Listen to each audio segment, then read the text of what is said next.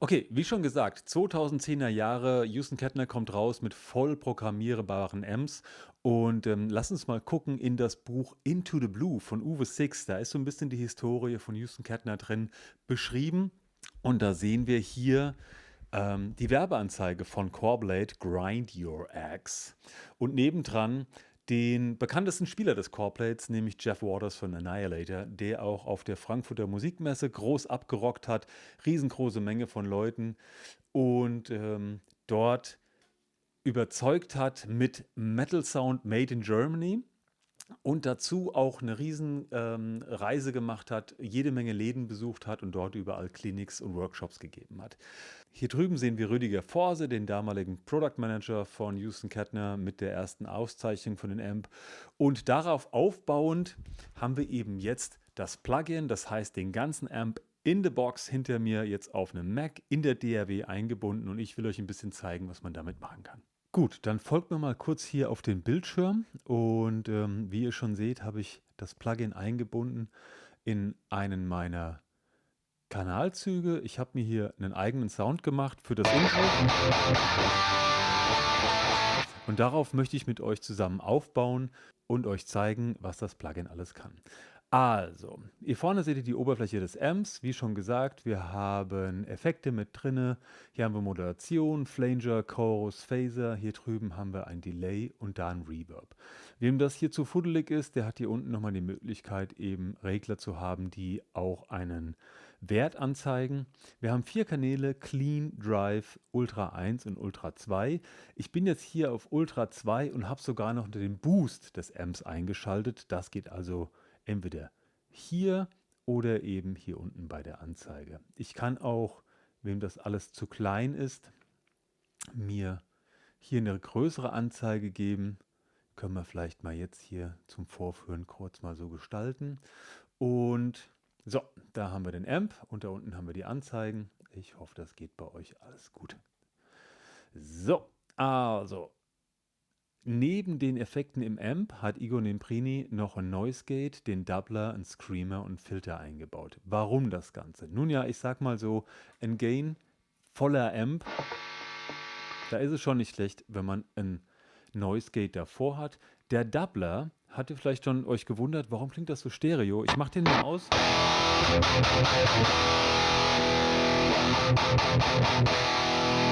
Ja, also völlig klar, der zieht euch ein bisschen in die Breite, macht so einen leichten Effekt von zwei gedoppelten Gitarren.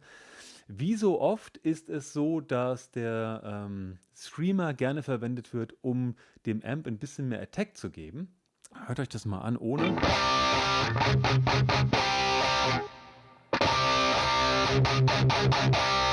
Also der Tube Screamer, der zieht so ein bisschen die Bässe raus, schiebt so ein bisschen die oberen Mitten. Das macht übrigens auch der Filter. Habe ich immer so das Gefühl, ist so ein feststehendes Wah-Wah, das eben einfach so ein bisschen mehr quäkig macht, damit man sich im Mix mehr durchsetzt. Gehen wir nochmal kurz zum Amp zurück. Was wir hier haben, Modulation ist vielleicht auch eine Sache für viele interessant. Also relativ geil. Delay finde ich schön. Machen wir mal den Phaser aus.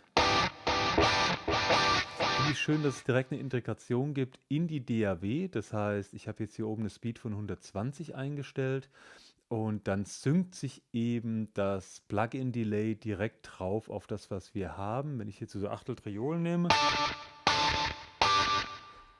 und dann so langsam hochgehe auf die Viertel. Bup, bup, bup, bup. Na komm schon. Da. Jetzt habe ich eben genau die 120er Viertel.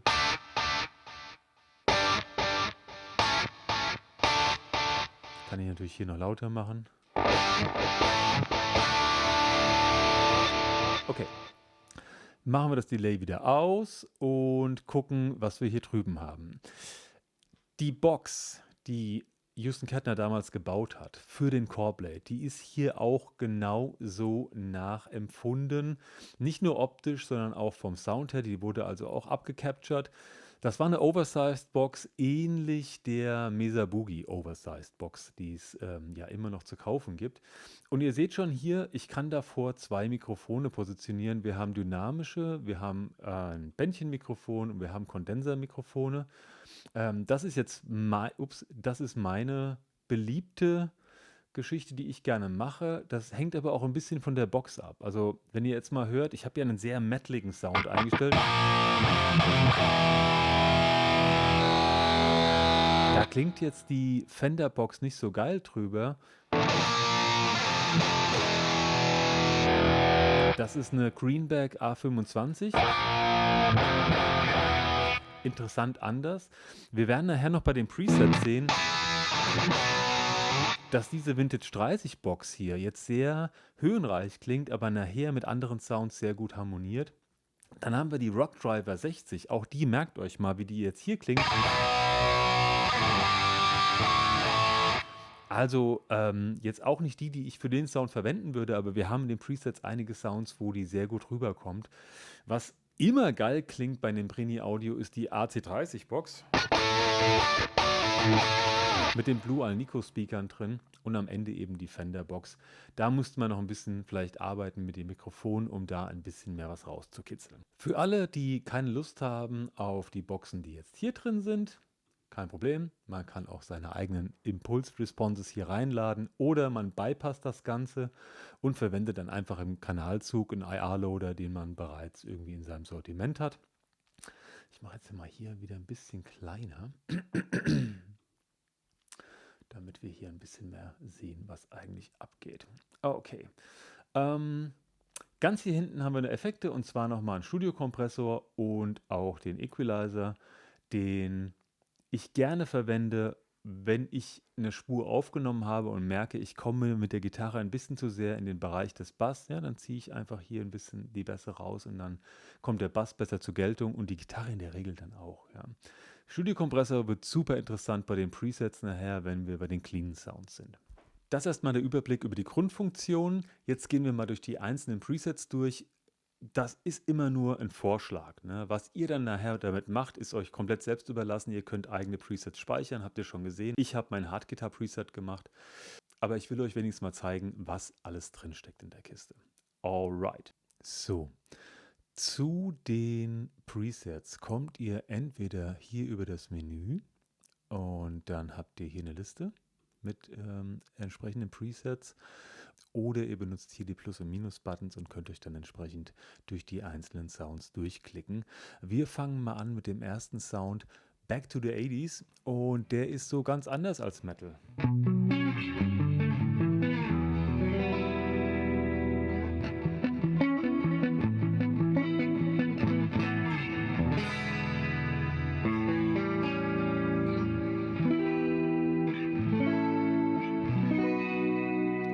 Also super dreamy, mit viel Chorus drauf, viel Delay, viel Reverb und jetzt kommt eben auch hier hinten der Kompressor richtig zum Tragen.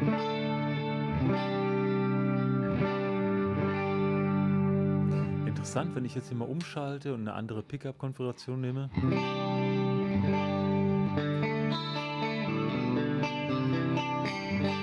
Und selbst auf dem Humbucker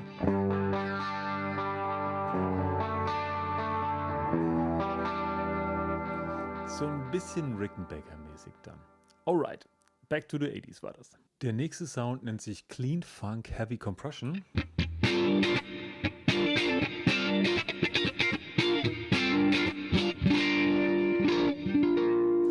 Und da sieht man auch, was der Kompressor macht.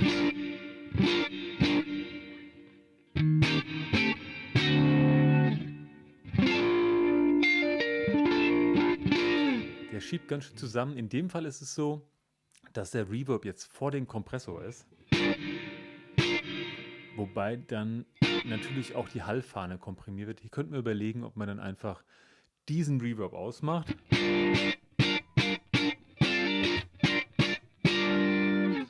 Und dafür dann einen Reverb hier aus der DAW nimmt, der sich einfach dann hinter den komprimierten Sound legt. Wäre also eine Möglichkeit. Clean Strato.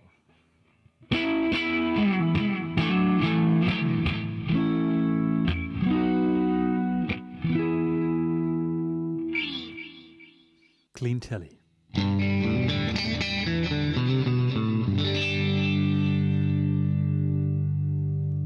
Hier ist übrigens auch die 212er im Einsatz. Aber auch die Greenback klingt gut.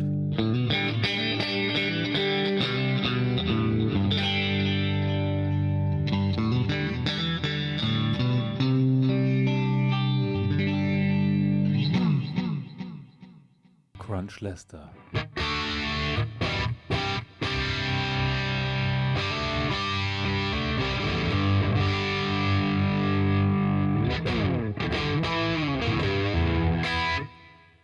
Crunch Strato.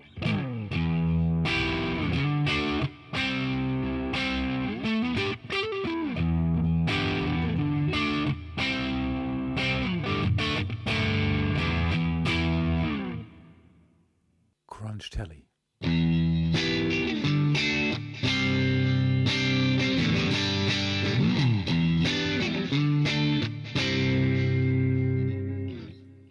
Gentleman.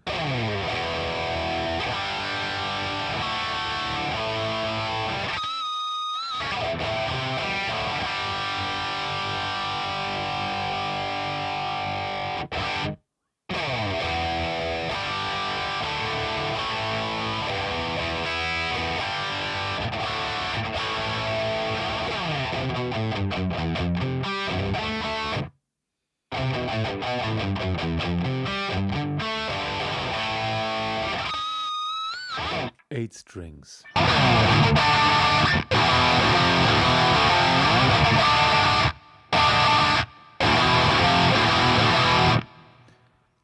Lass uns mal ein bisschen am Gate schrauben. Da kommt. Oder doch ein bisschen härter.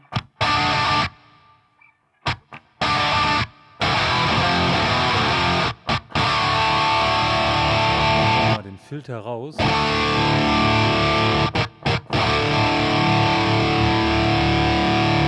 Und spielen vielleicht mal ein bisschen hier. Aha.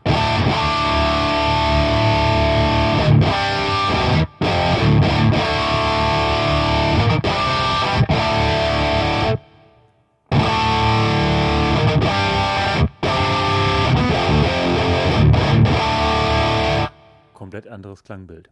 Flangy Crunchy. Moment.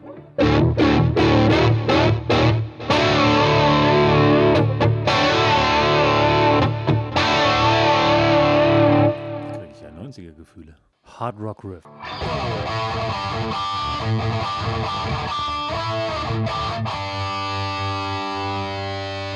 Nehmen wir den Filter raus. Und auch den Screamer. Dafür den Booster rein. Ein bisschen mehr Gain.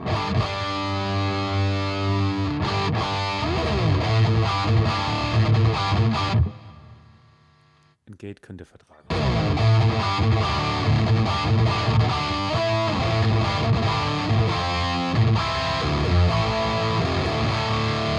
Ups, noch gedroppt. Hard Rock Solo.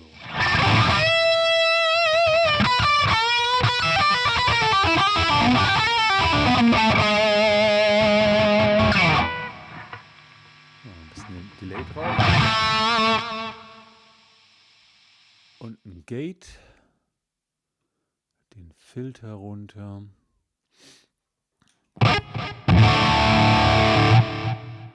Okay.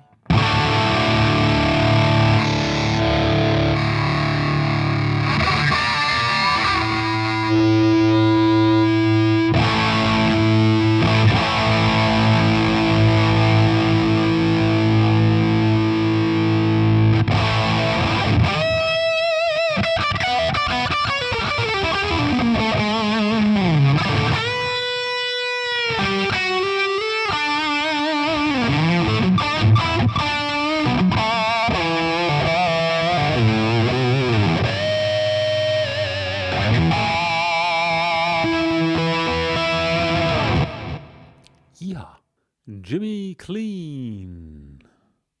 Here we go.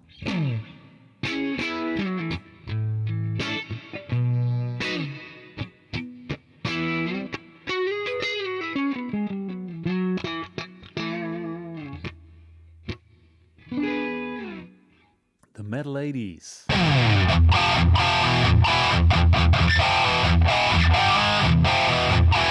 War das 80s? War eigentlich 90s, ne? Ich finde das Gate ein bisschen hart. Wenn wir den Doubler rausnehmen. Übrigens, hier seht ihr, dass man die Positionen verändern kann.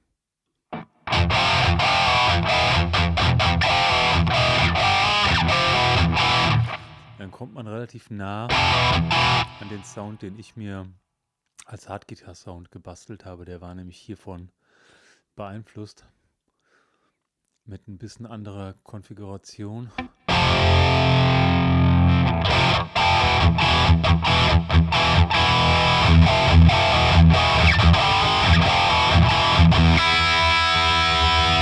Ja, kommt ungefähr so hin. Nickel Rock ist so ein Radio-Intro-Sound. Keine Ahnung, wie das weitergeht.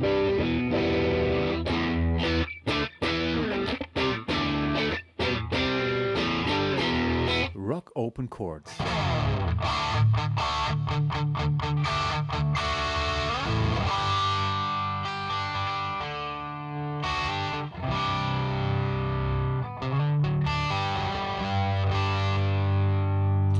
Single Coil.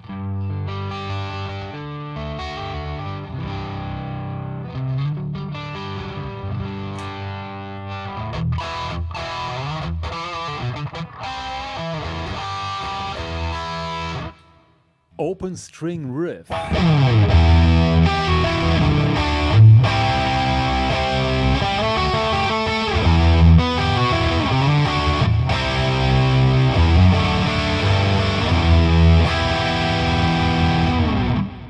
Soweit der Überblick über die Presets und die Funktionen. Ab jetzt ist es an euch. nembriniaudio.com. Geht drauf, im Moment gibt es ein Angebot oder ihr nutzt die 14 Tage Free Trial und spielt einfach mal ein bisschen mit rum mit der Software. Und ja, lasst mich wissen, was ihr davon haltet. Wenn ihr noch Fragen habt, unten rein. Ich bedanke mich und wir sehen uns.